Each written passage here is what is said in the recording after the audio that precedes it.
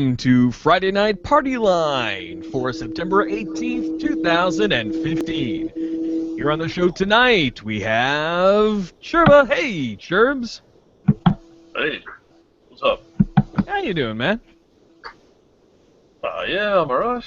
All Get right. along as usual. Bit of shocking morning and breakfast meetings, but what can you do, eh? At least I'm not on the chilly coverage this time. So.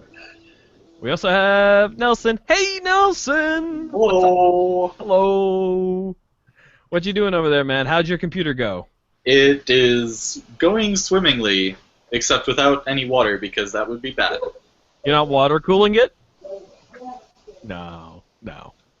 And for the very first time, we have Madame Jennifer Teague von Hoffman. Hey, Hello. how you Thanks doing? for having me here. I'm pretty good. How are you? I'm doing all right. Everything is well, and we're happy to have you here. Okay, so we have very briefly, nothing too special, but this is in fact our 100th episode. Woo. Woo! We survived.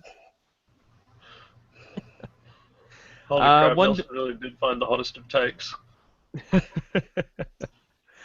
So we have this is pretty good. I haven't really stopped to count and see how many of these 100 I did, but it's exciting. We made it, triple digits. That's a lot of digits. That's a lot of digits. Now it's going to be another. It's going to be. The good thing is, here's the good thing. It's going to be about another 899 episodes before I have to update the file name format. But if we ever get to that point, I will be incredibly surprised. Anyways, we have a duo of delectable topics to discuss tonight. First, and certainly not least, is the situation involving a very cool 14-year-old boy named Ahmed Mohammed. Sherba, you are aware of this very cool little young individual, are you not? Yes. Yes, I am. His Yeah. supervillain name is the Clockmaker.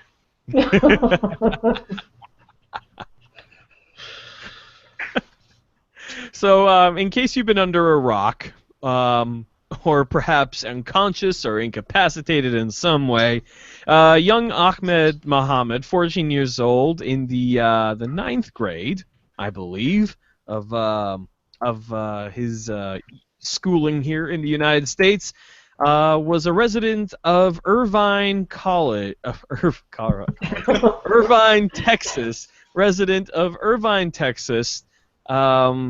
And unsurprisingly, he was arrested, not for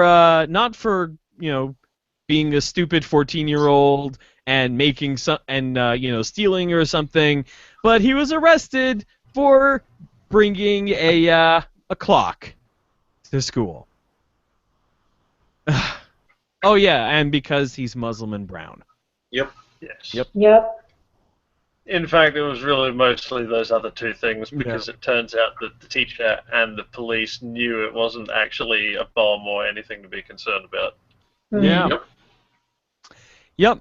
And they can say otherwise as much as they want, but the fact of the matter is that if they thought it was a bomb, why didn't they call the SWAT team or evacuate the school?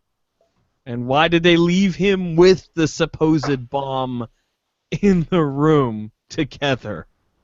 Mm-hmm. Mm-hmm. So after that happened,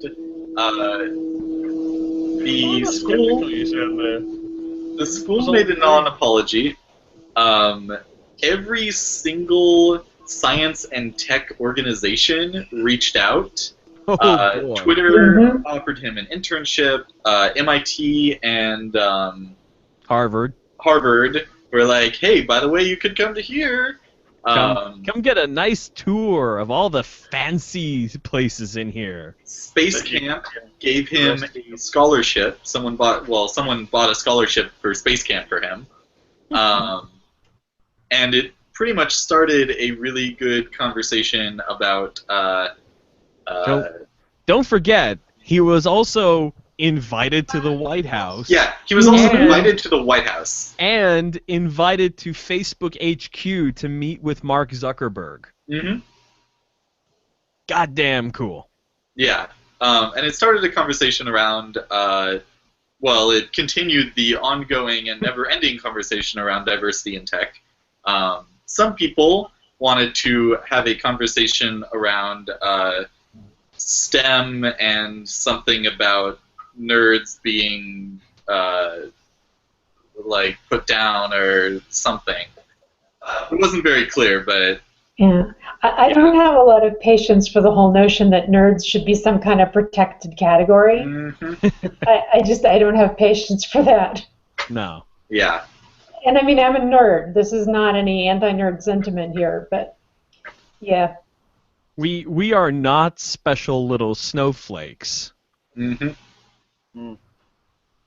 What really pissed me off, I mean, the racism, as big of the part of the issue that it is, aside, what really hit me personally for this whole thing, and what got me the most pissed off, was that the fundamental knee-jerk reaction to this whole thing, yes, has a basis in racism, but also has a tremendous basis in the ignorance and fear of the teachers involved in the whole thing. I mean, you had the science teacher who in the beginning said, "This is very nice, don't show this to fucking anybody." And then, it went off in his bag of class and he showed it, and the first thing the teacher jumps to is that a bomb? Were you trying to make a bomb? Well, why don't you just fucking look at it? Mm-hmm. So there's an update on this story. Oh. Apparently today or possibly yesterday, the school asked him to come back and was like, "Oh, we're so sorry, please come back to class." And he looked at them and he said, "No thanks, I'll go to a better school." Oh, yeah, that's right. He transferred schools. Went to, To be fair, wouldn't you? Oh yeah. Yeah. Hey kid, we're going to arrest you for being brown and having wires. I think I'll go somewhere else, thanks. Yeah, thanks. Peace. Have fun. Fuck this shit, I'm out. Racist and doing what you do. Well, Unfortunately, I believe that other school is still in Texas, so...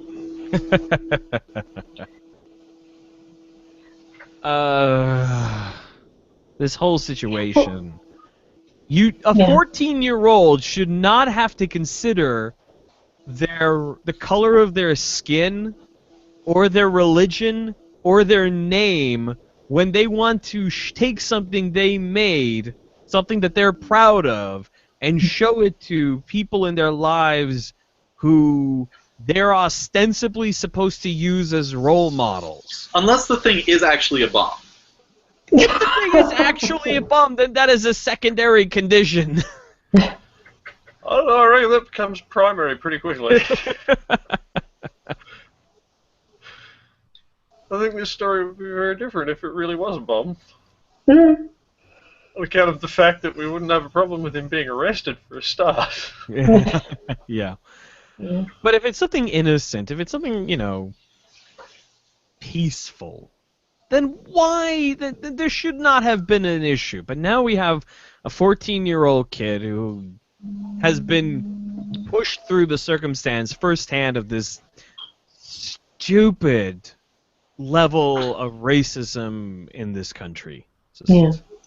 Well, and that culture of fear that you were referring to, I hear so many things about schools where either fear of litigation or fear of violence is just making people nuts. I mean, the amount of lockdown drills that they have in schools these days, it's just, the fear is really out of proportion and out of control. When are they going to start having kids hide under their desks as part of drills now?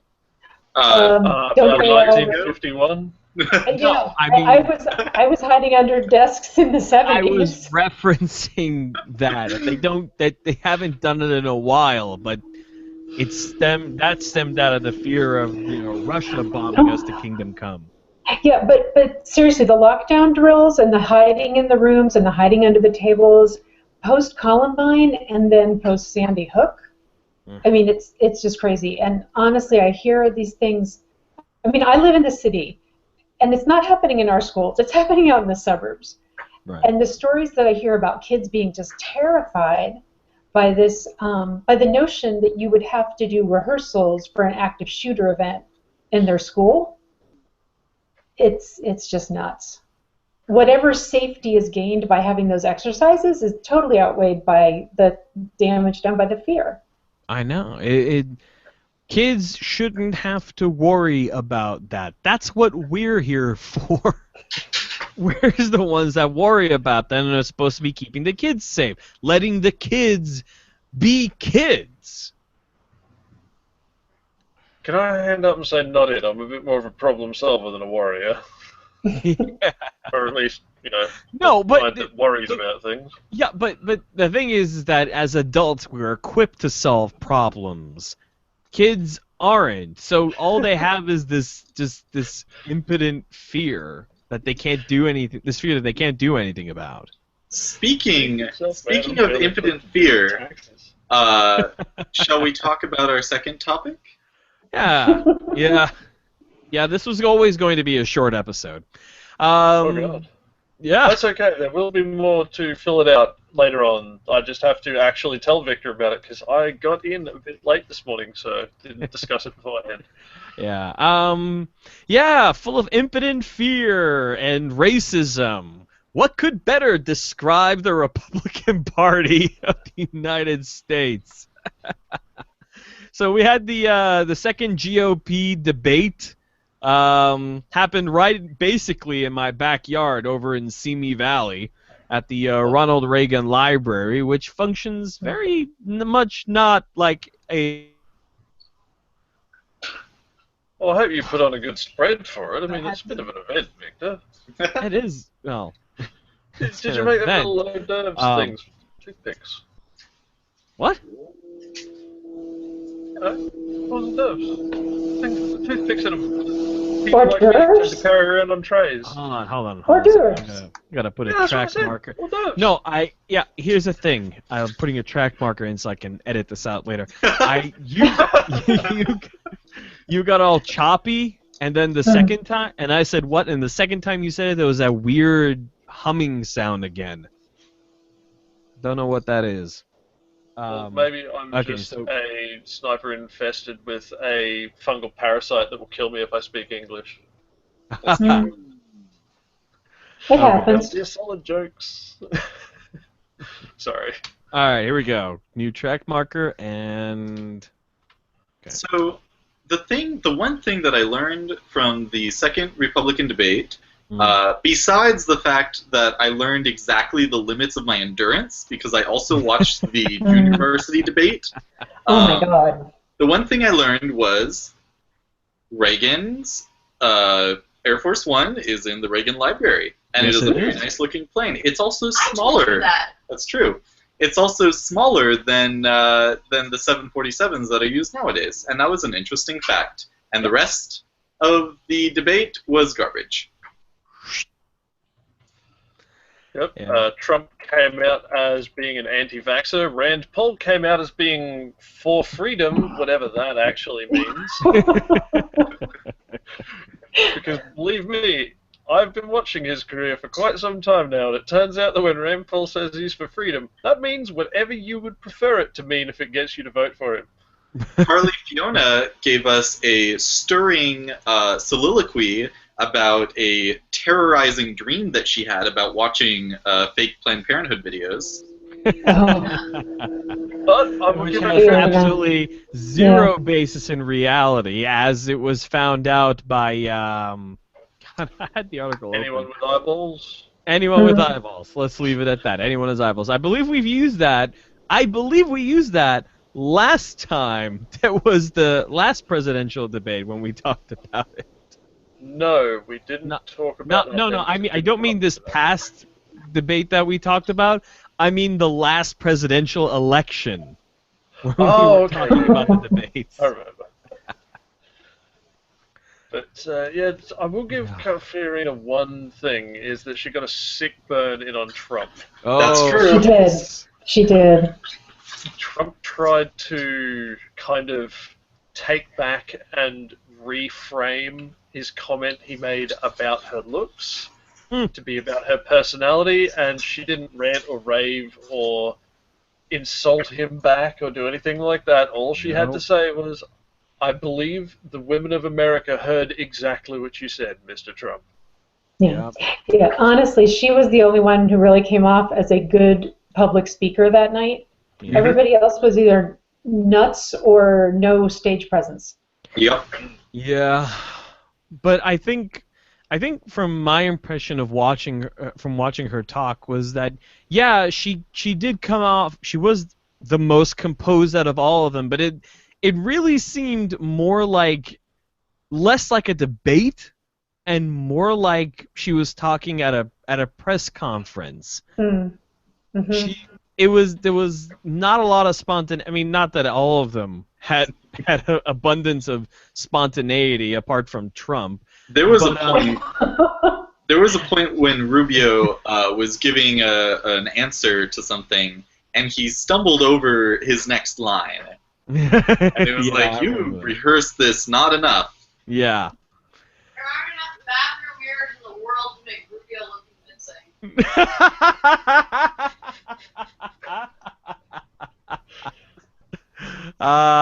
Thank you, Charlotte. Charlotte is possibly my favorite. Of all the girlfriends you've ever had, Nelson. Thanks. What's up?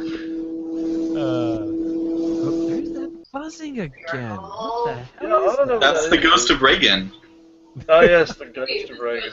He's a top chap. I'm just trying to quickly. I don't want to be Nancy. What? I thought she said which organ, sounds like a serial killer question, but. I thought she said go become Reagan because I want to be Nancy. No, although interesting look into our bedroom there. She actually said, what was it? I hope it. She said which Reagan because I hope it's not Nancy Reagan. You know that never got laid. But what the big thing that I what? Tell Charlotte to just come here and just be on the show. Yeah, give her a mic.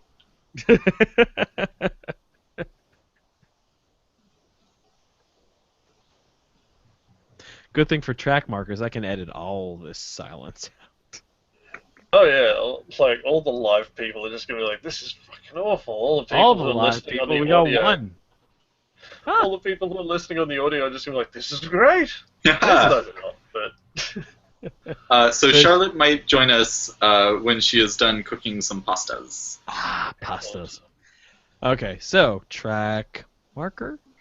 actually, while you're track marking, the thing I want to do later on is actually a brief explainer on the political situation down here, since I realise it's probably unfamiliar to a lot of people, considering Yes, that let's talk Americans about don't that. use That's the good. Westminster parliamentary system. That's And good. also, I'm seeing a lot of Australians who don't realise we use the Westminster parliamentary system. All right, and Doesn't our vote track count for anything marker. anymore? That's just like exactly what you gave them the power to do with that vote, is what you're taking issue with here. Right, here we go.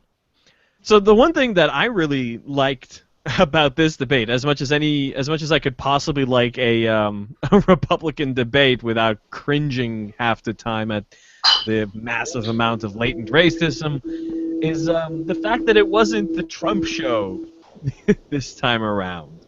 That's true. They Well, seem- because they go talked ahead. about policy, and he doesn't have any of that. No.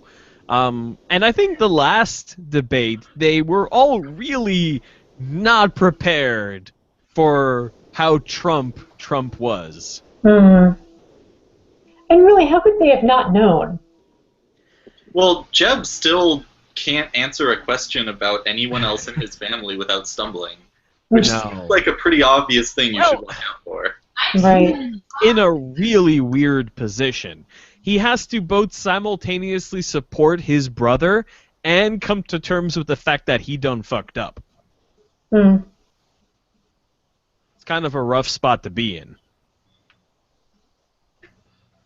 Yeah, I must admit, it's a bit weird looking at the whole political situation in America right at the moment. I mean, because really, when you get down to it, the last time a Trump was this popular was in 1887 with Le Pétamine, which I pronounced with a weird accent, but okay. I have no idea what you're talking about. No. Yeah, who is this? For those like myself who don't speak French, Le Pétamine is the stage name of a French fatulist, which is a fancy way of saying he was a professional farter. I was Excellent. going to say, that can't possibly mean what I think it means. And then it did. Le Pétamine literally translates to the fart maniac, at least as far as I remember. Pardon me. He is a real fucking person, too. Do not make a mistake. I don't know, People Churba. used to go to a theater. Sometimes you say things, Churba, and I don't know if you're just trying to pull my leg, or if you're being serious and history really is that fucked up. Look, man, I swear to you, drop airs will not land on you if you smear Vegemite behind your ears. And I'm telling the absolute truth when I say that. So our is there anything else that can be said about that menagerie of maniacs? Well, let's talk about the JV debate. Am I the only one who watched it? I didn't watch it, but NPR played some snippets on All Things Considered while I was out driving. So It I basically, didn't watch it, but I got the Twitter highlight reel. yeah, Yeah. the Twitter Yeah, I highlight. didn't watch Twitter, it. Debate Twitter is turning into one of my favorite Twitter times. yeah. Hmm. I think I did see that. I did see that clip of Lindsey Graham talking about immigration policy. The one where he doesn't speak English too good. Oh yes, yes. Lindsey Graham surprisingly was almost reasonable. He was reasonable. So okay, my take on Lindsey Graham in the JV debate is the same as my take on Nietzsche, which is when he's talking about other people's bad philosophies, he's great. I'm like, oh yeah, take them down a notch. And then he starts talking about his own, and I'm like, okay, I'm done. Yeah, but you know what the problem is? You can't. I mean, what is the point of the JB debate? They don't have a chance. It's the kids' table. Well, the kids these days think they deserve a medal for everything. Well, and also, I mean, Fiorina didn't. She was in the kids' table the first round. Mhm. So this early in the campaign cycle, it's not inconceivable that somebody could rise up from there. Yeah. I'm not saying it's going to happen, but We've got like It's what, possible, 16 but- months of campaigning at the very least before we even see an actual proper primary? It's gonna be a slog. It's gonna be the slog of slogs. yeah, when's the first one? February, March? I Something don't like that. actually know off the top of my head. Nobody There's this really thing cares. called The only Google ones I've been people meaning to actually, check the only out. one people actually care about is the one in November. Which Well, I can't but believe it's so. that's not a primary. No, that's the only election people care about. People. I don't Well, know. so regular people don't, but media Yeah. people care about. Regular people don't Yeah. care. Primaries in the United States. Wait a minute. Which The kind first- of makes me wonder why we're talking about it, because if you think about it, we have 3 media people of one form or another. This is Plus Jennifer, who I'm not entirely sure of her job role. My apologies, but I do know that her husband is a media person. he is. That is true. All right, the first primary is Iowa, February 1st. Oh, the Iowa Okay. caucuses. Mm. Ugh. What the hell Caucusing is is this? weird. Answer a What's it? survey question to continue reading this content? Oh yeah, no. Because you've got ad block on. Ugh. Well, let's talk about AdBlock really quick. Yeah. Okay. So, iOS 9, the new iPhone and iPad and whatever operating Yeah. system, Yeah. came out on Wednesday, and there's a new API in it called content blocking, which means that apps can block content in Safari and other like web views. Uh-huh. And immediately, people made apps to block ads, much like there are ad blocking extensions in Chrome and Firefox, etc. And everyone collectively lost their shit. And newspapers are starting to do things like, you complete the survey to finish reading this article, or I believe it was the Wall Street Journal who had a hey, you've got ad blocking on. If you want to read this, you need to subscribe to our magazine, or newspaper rather. Newspaper. It'd be newspaper. And it is funny watching this play out. Yeah. Not to mention that ad block, either it's ad blocker or ad block plus, took payments from companies to add them to the whitelist. Mm-hmm. They still do, by the way. Sketchy as fuck. Yeah, it's there's a lot of things happening that may or may not be good ideas. I'm going to say full credit to Nelson, who found the hottest of hot takes. So hot it will burn your earballs as I say it. From Fortune magazine, the headline, "Dear Apple, I may rob your store." What? Yes, someone wrote a... Making the point that apparently viewing something that has ads without loading the ads, therefore influencing them in any way, means that you are now stealing. Yes, you're Wow. stealing the words that are online.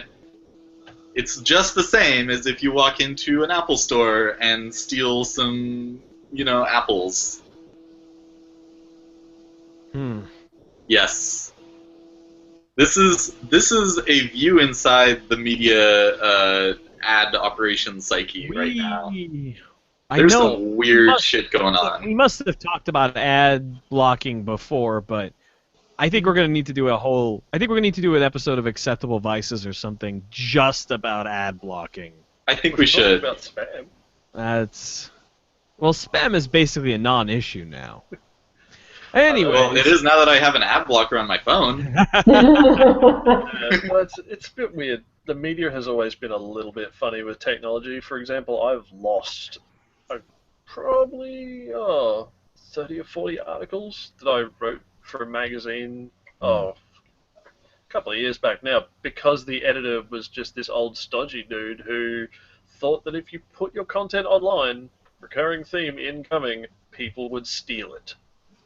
So he refused to put whoa, anything hold on online. a second. Wow, ow, hold on. I think I just got time warped back to the late 90s. Something Napster, RIAA. Ooh, that was a To weird... be fair, this guy was a bit like the Art Bell of Australia, and it was a conspiracy theory magazine, and I was kind of the token skeptic.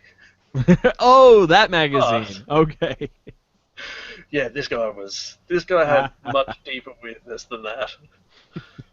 But still, I really liked those articles because they were fun. It was really fun digging into conspiracy theories and being like the, hey, let's look at this from a different angle guy, to Right. people who normally kind of have a paranoid obsession with looking at things a very, very different way, let's say. Speaking of strange people, and conspiracy theories about their origins, Chirba, why don't you tell us about how your former prime minister was booted out of office? It's true. Tony Abbott is no longer the Australian Prime Minister. It is now Prime Minister Malcolm Turnbull, who was previously the Minister for Communications. He is a guy who is pretty alright and also related to Angela Lansbury. Not joking, he really is. It's his aunt, or I think. So how did that actually happen? Like, how did he get kicked out? Okay, that actually takes a bit of explaining. See, in America, you vote for your governor, your congressman, your local mayor, things like that. And you vote very directly. A vote for Barack Obama is a vote for Barack Obama. It's not a vote for the Democrats. Whereas down here, we use what's called the Westminster parliamentary system, where we don't vote for politicians so much as we vote for parties. So we will vote for, say, the Labour Party or the Liberal Party, and then the party selects the leader who will be the Prime Minister, usually the leader of the party, but it doesn't have to be. Basically what they said is, well, Abbott, we're sick of you. We're rid of you as the leader of the party and we're installing someone else. Thus, we change prime ministers without actually changing governments. And it all happens by a party vote. Mad onion munching monk. Yep. The mad onion munching monk. That's a bit of a tongue twister, eh? Far out. But yes, he's gone. Small bit of news, but, still quite good. The fact of the matter is, to me, what was so surprising was when you first told us about it. I was like, "Oh, wow, this is gonna be really interesting. I wonder, this is gonna take a long time." And then nope, it just happened within like the course of a day. I was expecting a couple of days of fun because the last one, like they said, okay, we'll do it a few days hence at dawn. The showdown will commence, and that was when I believe Rudd got rid of Gillard, or maybe it was Gillard got rid of... No, it was when Rudd got rid of Gillard. They gave it a few days in between and everything got quite tense. But no, this one they were just announced in the afternoon. We had a new Prime Minister before midnight. It was great. Amazing. Still not my favourite though. Not your... Well, you support the Labour Party, right? I don't particularly support any party. Okay. I mean, I will sometimes vote for the Labour Party if I would rather them get in than someone else. I will sometimes vote for someone else, but for the most part, I, don't support anyone over anyone else. It's just whoever I think would be best for the position in that place at that time. How often does this happen? That depends. In the past, not very often. Like, once every couple of years, if not more. Don't forget, there was a period of time where we had the same Prime Minister for about 11 years. Wow. And that was then Howard, suddenly... Right? Yes, that was Howard. And then suddenly we've gone from that to having 4 Prime Ministers in about as many years. Like, the average term of the Prime Minister has dropped to about 1 to 1.5 years. Wow. It's like buying a goldfish, except you have to go and take some time out and put a slip of paper in a box and eat a sausage. Yep. And like a goldfish, sometimes they end up in the ocean. Because I have to bring up that missing Prime Minister of yours every time we talk about Australian politics. Also, speaking of elections, America, that is how you want to improve your voter turnout. Anyone who votes, instead of a poxy sticker, give them a sausage. Oh, the sticker is so stupid. Like, I voted. No, give me something delicious to eat. Actually, I believe the first Prime Minister in my lifetime, at least, who got the knife, I think was Kevin Rudd? I'm not entirely sure. But I think it was Kevin Rudd, and I'm pretty sure that what happened was that they heard I was coming back from England, because I said, if he gets elected, I'm going to leave the country. And unlike basically 100% of the people who do that, I did. And I went away and, I'm going, yep, not coming back while he's still in. And then, 2-year visa came up, and I'm like, yeah, looks like I'm going to have to make a liar out of myself. I was probably about an hour out of landing in Brisbane International when Julia Gillard called the meeting to get rid of Kevin Rudd. It was very shortly before I touched down that he was removed. Ha. Alrighty then. Well, you know what? I think we covered all the important news and such for this past couple of weeks. Really good stuff. Which is what Friday Night Partyline is supposed to be kind of doing, as opposed to Acceptable Vices, which is where we talk about, whatever we want. So, I'm working on something interesting next week for Acceptable Vices. If that doesn't pan out, we'll get ad blocker episode, which will be fun. We'll just get ad block to block us. That's it. That's the one. All right, so thank you, Nelson, Churba, and for the first time, Ms. Jennifer Teague von Hoffman. Thank you for coming onto the show. Oh, it was fun. Yeah. Just quickly, does anybody have anything they want to plug? We should get Con on next time. We'll have collected the whole set then. Ah, this is true. Yeah. Maybe after he gets back from Ecuador, we can see what's going on.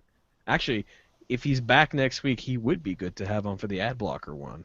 He's both in the media and a very funny guy. This is true. True that. Mm-hmm. Okay, I do have something to plug. In fact, okay. I'm just kind of talking and saying words while I look up. Really? You're talking and saying words, Churba? Gee, why would you be talking and just saying words? Well, it's probably because I'm typing things into Google so I can pull up the name of things. I see. Anyway, I have an album to plug. Ah. That I bought quite recently and I've been listening to. Well, I was listening to it in the van. It's not really driving music, I've got to say. Or at least not my kind of driving music. But it is pretty damn good to listen to when you're sitting down, writing stuff, chilling out, hanging out, doing all that sort of business. Chilling out, It's an album called Fear and Loathing in Judea, a savage pilgrimage to the heart of the Genetic Dream, which is the longest album title in the goddamn world. But it's still a pretty good album by a friend of the show, Greg Von Teig. Yes, it is. And no, I really did genuinely buy this album, and I fully endorse it. It's pretty good. I've been enjoying it quite a bit. And plus, he's a quality dude. Mm-hmm. You can give him your money without fearing he's going to be doing dodgy stuff with it, except for buying instruments, because he's a musician. Buying instruments is like more of an addiction than freaking cocaine. Trust me, I think he puts out. I've already got 3 guitars.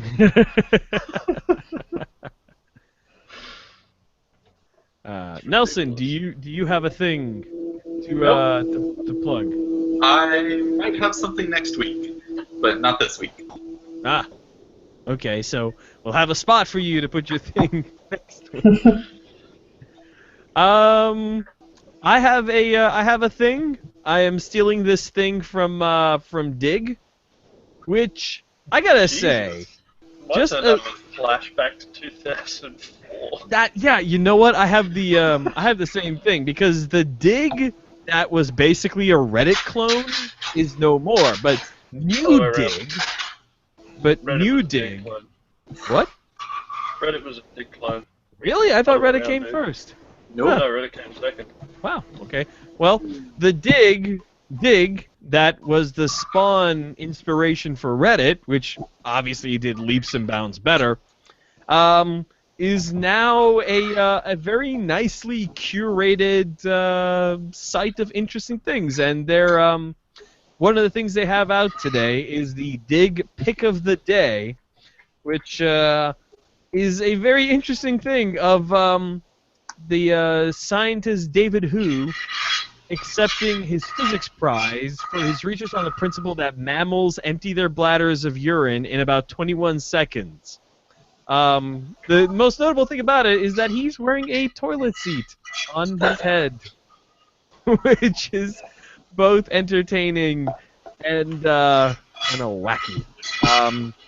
He's getting the Ig Nobel Prize. Oh, I love the Ig Nobles. Ig Nobles is great. the ignoble prize at Annals of Improbable Research. It is. Ironically, when he submitted his expenses, the accounting department thought he was taking a piss.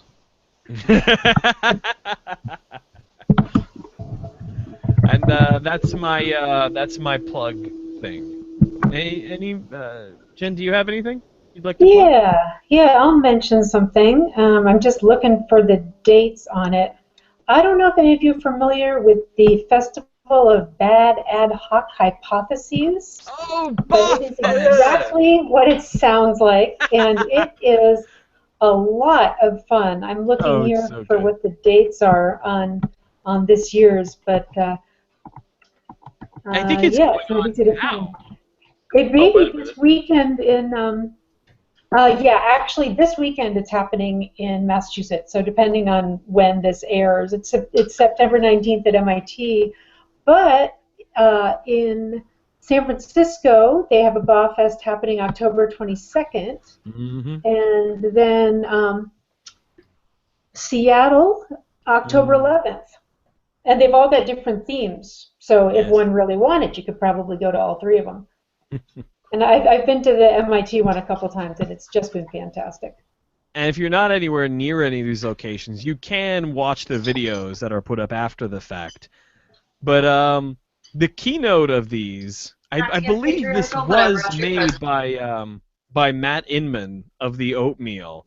But he gets, the people from Cyanide and Happiness, and he gets the Saturday Morning Breakfast cereal guy as well. Yeah, Zach something, I can't Zach remember. Wienersmith. Yeah, he did the keynote last year at MIT. Yeah. Very good. It's all hilarious and definitely worth a watch. And if you can attend, you absolutely should. The tickets for the it looks like the one for this weekend may be sold out. I would But imagine, yeah. wait, no, it's good. You can still get them. They're like wow. $15, $8 if you. Oh no, I'm sorry, they're sold out. Wow, that's But quick. the one for Good work, live October. viewers. But the one in October for San Francisco, they're $20 for preferred seating, $10 for balcony. Premium is sold out, but that was $40 anyways. So.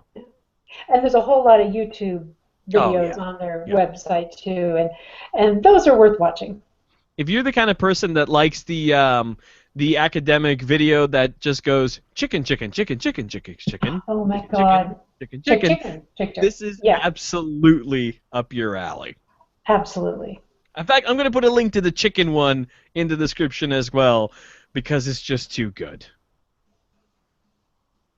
All right. So that is it. You will hear us next week. I'm getting better, Chirba. You will hear us next week on Acceptable Vices, where we will either be playing Derek's game or doing the ad block episode. You will find that out. You'll just have to wait and listen to know. In fact, I won't even put anything in the title of the episode. It's going to be a surprise. So, good night, everybody. Good night. Good night.